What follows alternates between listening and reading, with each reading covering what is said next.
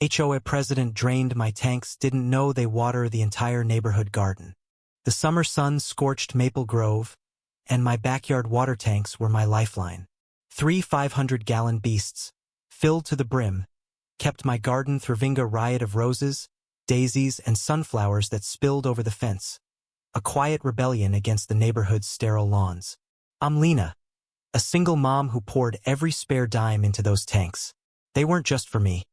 They fed the community garden across the street, a patchwork of plots where kids learned to plant and old folks found peace. Nobody knew I was the one keeping it alive. I liked it that way. Then came Karen Whitlock, our HOA president, a woman with a smile sharp as a paper cut. She'd been eyeing my tanks for months, claiming they violated aesthetic guidelines. I ignored her letters, her knocks, her passive-aggressive notes taped to my door. But last Tuesday, I came home to a nightmare. My tanks were empty, their spigots wide open, water pooling uselessly in the street. Karen stood by my driveway, clipboard in hand, smug as ever. Lena, you were warned, she said. Those tanks are an eyesore. I had them drained. My chest burned. You drained my water? I whispered, voice trembling. It's not just your water, she sneered. It's a community issue. You don't get to hoard while we're in a drought. I wanted to scream. Hoard? I'd been quietly piping my water to the garden for years. No thanks, no credit. Karen didn't know. Nobody did.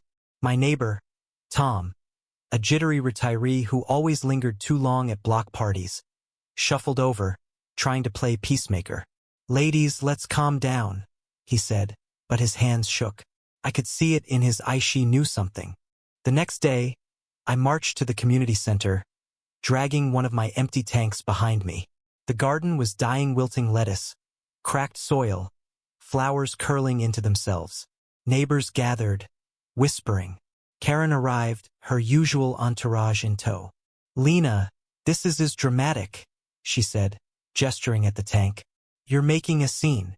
Dramatic, I shouted, voice breaking. You killed the garden. My water kept it alive, and you didn't even ask. A gasp rippled through the crowd. Karen's face faltered, but she doubled down. You never got approval. You broke the rules.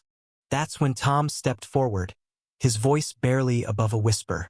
Karen, I told you Lena's tanks fed the garden. Last month at the HOA meeting. You said you'd handle it. The air froze. Karen's clipboard slipped, her eyes darting. That's not true, she stammered. But Tom pulled out his phone, trembling, and played a recording. Karen's voice, clear as day. Lena's tanks? I'll deal with them. Nobody needs to know. The crowd erupted. Neighbors I'd never spoken to shouted at Karen, their voices a chorus of betrayal. She'd known.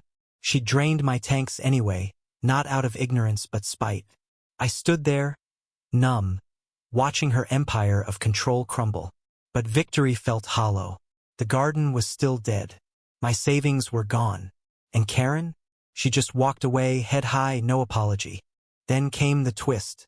2 days later, a shy teenager named Mia knocked on my door. She was Tom's granddaughter, a quiet kid who'd spent summers tending the garden. Ms. Lena, she said, holding out a battered notebook. I've been saving seeds from the garden. Every flower, every vegetable. We can start again. Her eyes shone with something I'd lost. Hope. Mia's gift cracked me open. I cried for the first time in days. The garden could live again, but it would take months, years to rebuild. Karen moved away a week later, her house sold quietly. Nobody waved goodbye. I heard she's running an HOA in another town now, probably terrorizing someone else's dreams. The neighborhood's different now. We're replanting seed by seed, tank by tank. Mia's notebook is our Bible. But I can't shake the bitterness. I gave everything, and one woman's ego nearly destroyed it all. I wonder if I'd do it again, knowing the cost. What would you do if your quiet sacrifice was undone by someone's power trip? Share your thoughts on justice looks like in a community torn by pride.